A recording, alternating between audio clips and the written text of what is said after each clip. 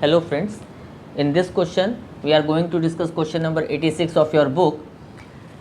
In this question, A and B are two partners, old partners sharing in ratio 2:1. They admit C for 1/6 share who acquires equally from A and B. ध्यान दीजिएगा, ये equally acquire कर रहे हैं and for that reason जो sacrificing ratio निकल के आएगा आपका वो 1:1 हो गया। इस चीज़ को ध्यान दीजिएगा, फर्दर निकालने की ज़रूरत नहीं है, आप चाहो तो निकाल सकते हो। सो यहाँ पे ए और बी का जो शेयर है उसमें ए का शेयर अब बचेगा 2/3 माइनस 1/6 का आधा, ये सेक्रीफाइस कर रहा है ए, और इसी तरह बी का आप निकालोगे 1/3 माइनस 1/6 इंटू 1/2, तो ये इन दोनों का शेयर निकल के आएगा आपके पास -1/12, तो ये आ गया आपका 7/12 और ये आ गया 4 - 1 3/12। ये इन लोगों का न्यू रेशियो निकल करके इस तरह से आपके पास आ जाएगा। और सी का शेयर आपको मालूम है 1/6 है, इसको आप 12 के रेशियो में कन्वर्ट कर लोगे तो ये 2/12।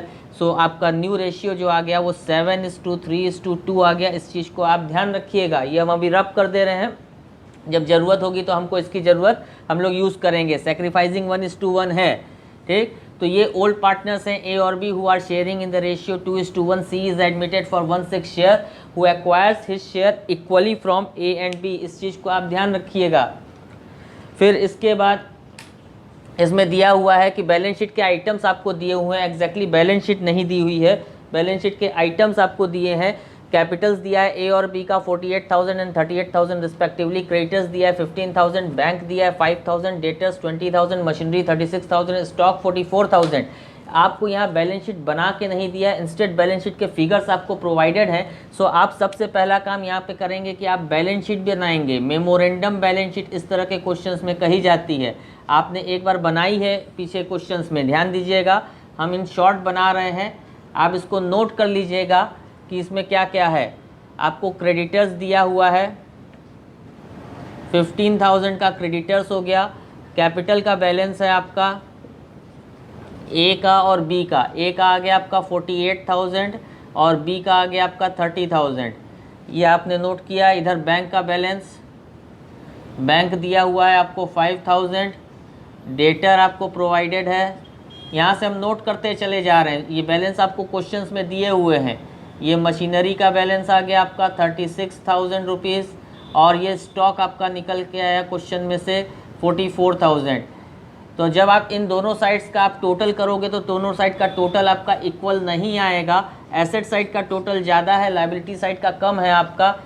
ये आ गया आपका 40, 30, 70, 80, 20, 1 लाख, 1,05,000 इधर का टोटल आ रहा है, और इधर का टोटल करेंगे तो आपका 45, 45, 90, 93,000 इधर का टोटल आ रहा है। ध्यान दीजिएगा, लायबिलिटी साइड में 93,000 का टोटल आ रहा है और एसेट साइड में आपका 1,05,000 का टोटल आ रहा है।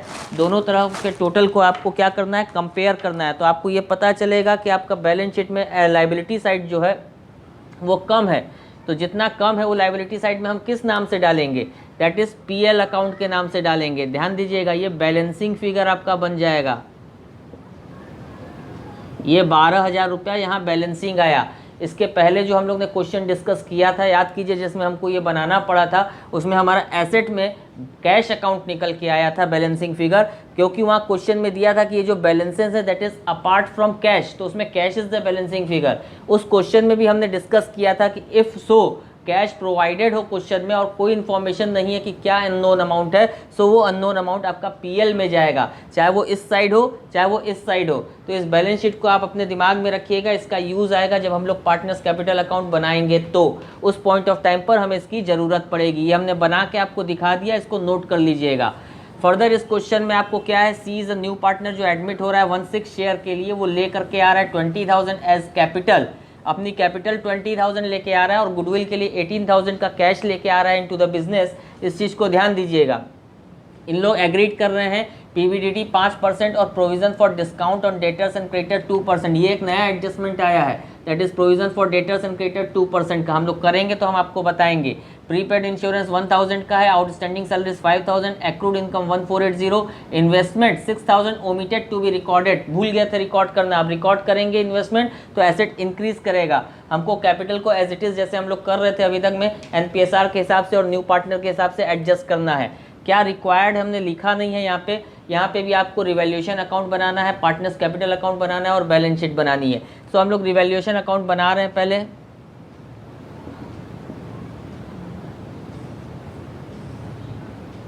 ये आपका क्रेडिट साइड, ये आपका डेबिट साइड। ये इसमें प्रोविज़न फॉर डाउटफुल डेट 5% ये कह रहा है, ये आपको आता है निकालने। यहाँ पे डेटर आपका बनाया था आपने बैलेंस शीट, आपको याद होगा। डेटर पे आपका प्रोविज़न फॉर डाउटफुल डेट आप निकालोगे, फुल फॉर्म आप लिखिएगा @ 5%। तो 20,000 पर 5% का आप डेटर पे निकालोगे, ये 1,000 निकल के आएगा आपका। फिर आपका एक जो नया आइटम यहाँ पे ऐड हुआ है, that is provision for discount on debtors.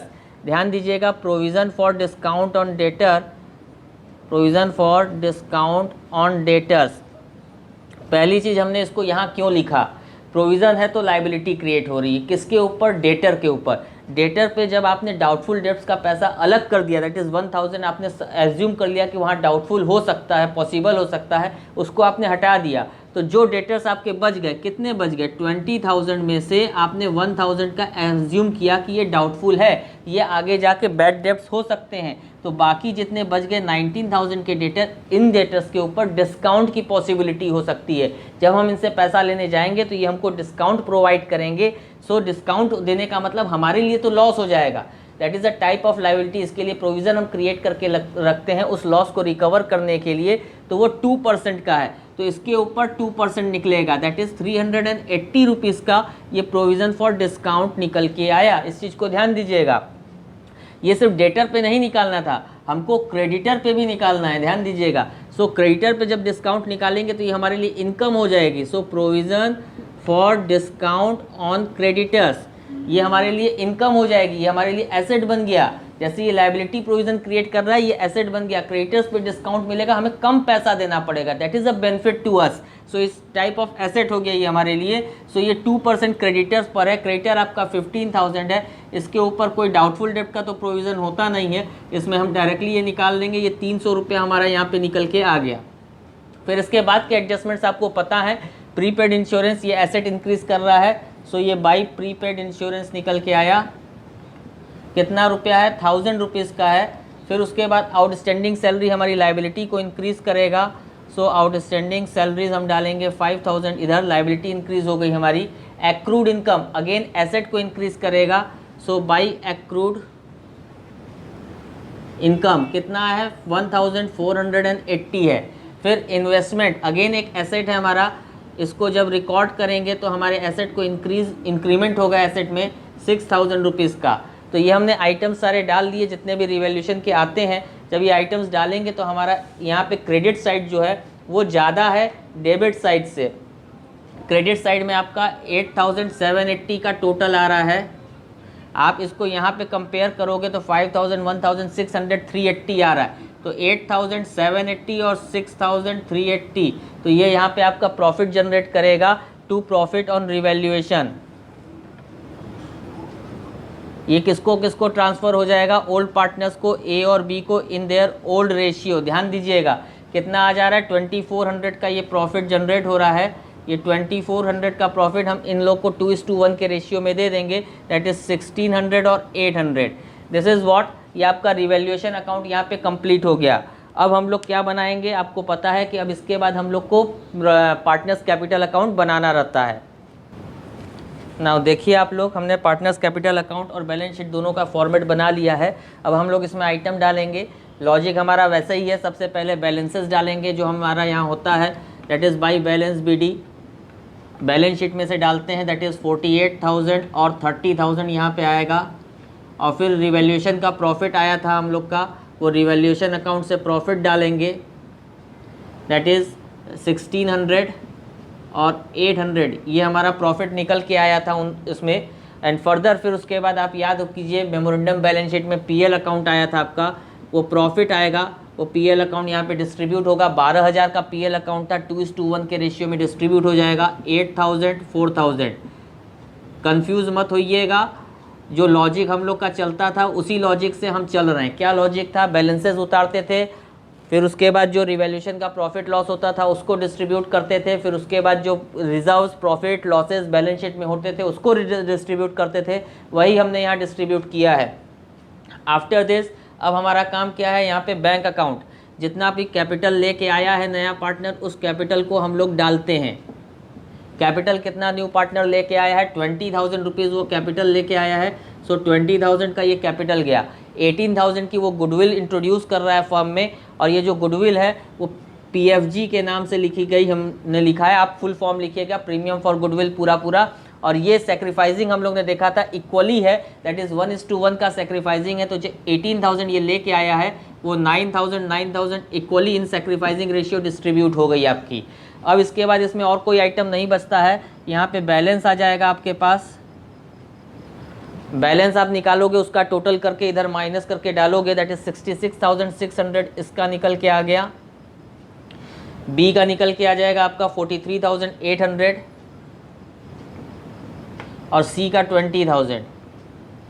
याद होगा कि जब कैपिटल एडजस्टमेंट्स आप करते हैं तो आप यहाँ पे इसको टोटल कर लेते हैं पूरा, जितना इधर बैलेंस CD आया है इतना ही यहाँ पे भाई बैलेंस BD लिखेंगे, आप सेम टू सेम उतारेंगे जो यहाँ पे उतरा हुआ है, दैट इज 66,600, 43,800 एंड 20,000।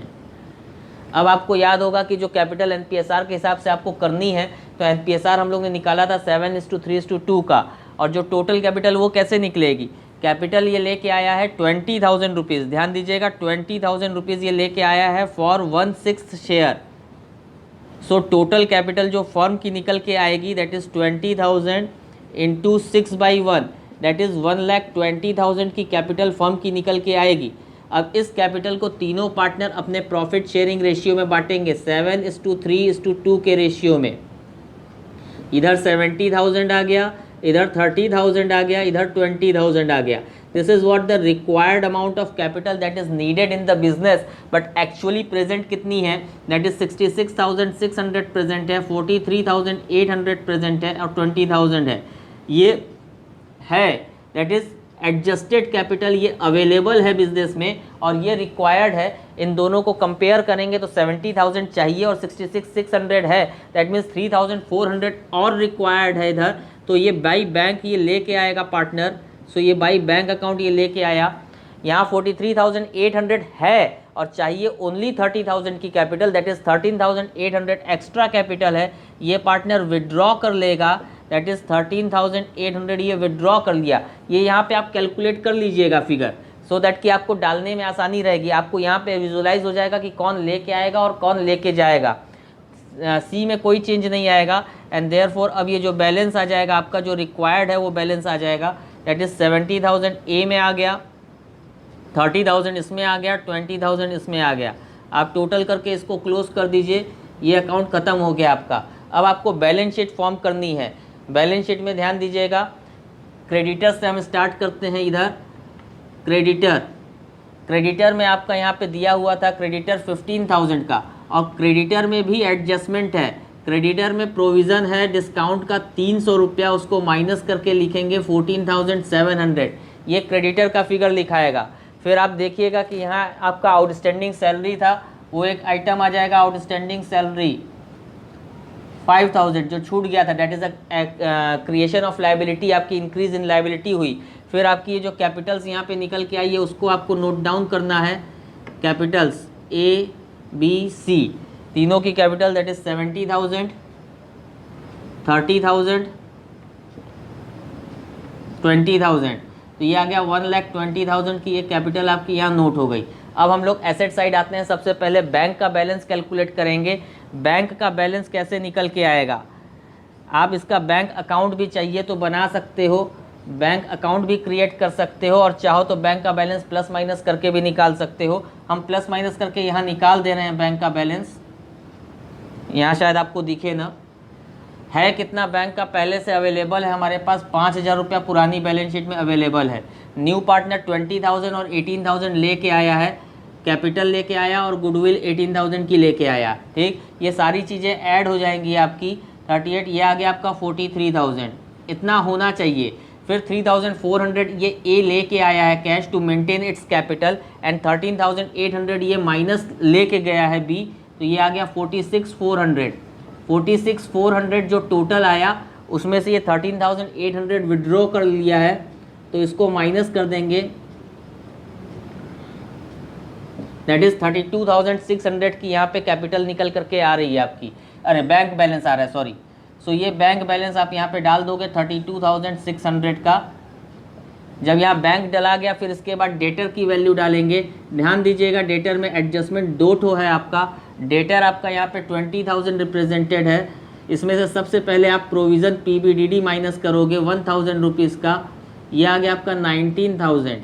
अब इसमें से डिस्काउंट वाला पार्ट जो है प्रोविज़न बना था 380 का, ये माइनस करेंगे तो ये आ जाएगा 18,620। ये डेटर का एडजस्टमेंट हो गया आपका। फिर आपका मशीनरी में आप देखोगे कोई एडजस्टमेंट नहीं था आपका, मशीनरी एज इट इज़ लिखा जाएगा। मशीनरी कितना था, 36,000 की मशीनरी थी, वो एज इट इज़ लिखा गई। स्टॉक में कोई चेंज नहीं हुआ, स्टॉक आपका एज इट इज़ 44,000 का लिखा गया। जब स्टॉक हो गया, मशीनरी हो गया, फिर यहाँ पे आया आपका प्रीपेड इंश्योरेंस है, एक्रूड इनकम है और ये इन्वेस्टमेंट, ये तीनों चीज़ें एज इट इज़ आ जाएंगी। प्रीपेड इंश्योरेंस 1,000 रुपीज़ का, फिर एक्रूड इनकम, ये सारी चीज़ें एसेट थी इसलिए उसमें भी आपका आया था रिवैल्यूएशन अकाउंट में इंक्रीज इन एसेट था ये सब चीज़ें। सो एसेट को ये इंक्रीज़ करेगा। और इसी तरह यहाँ इन्वेस्टमेंट आ गया आपका 6,000 रुपये का, इसको आप डाल दीजिए, ये बैलेंस शीट आपकी यहाँ टैली हो गई। And that is what the question आपका कंप्लीट हो गया। क्वेश्चन अच्छा था, इम्पॉर्टेंट था, आप ये समझिए, थोड़ा लेंदी क्वेश्चन है ये सब, ये फुल फ्लेजेड क्वेश्चन है, 8 मार्क्स को रिक्वायर करते हैं, कंटेन करते हैं और 8 मार्क्स के हिसाब से ये बोर्ड के पेपर में आते हैं। सो इतनी सारी चीज़ें इसके अंदर होती हैं। आप बैंक अकाउंट भी बना सकते हो और चाहो तो बैंक का इस तरह से वर्किंग नोट भी कर सकते हो। सारा वर्किंग नोट आपको बताना पड़ेगा, मेमोरेंडम बैलेंस शीट आपको बतानी पड़ेगी वर्किंग नोट में करके। फिर आपको जो सेक्रीफाइसिंग, गेनिंग और NPSR कैलकुलेट हुआ वो भी वर्किंग नोट में आएगा, ये भी वर्किंग नोट का पार्ट है। ये जो कैपिटल का एडजस्टमेंट हुआ ये भी वर्किंग नोट का पार्ट है। ये पूरा वर्किंग नोट आपको स्पेसिफिकली वर्किंग्स में दिखाना पड़ेगा और उसके बाद ही ये चीज़ें आपकी आएंगी। This is all about question number 86। अब हम लोग नेक्स्ट क्वेश्चन पे नेक्स्ट वीडियो में जाएंगे। That's all, thank you.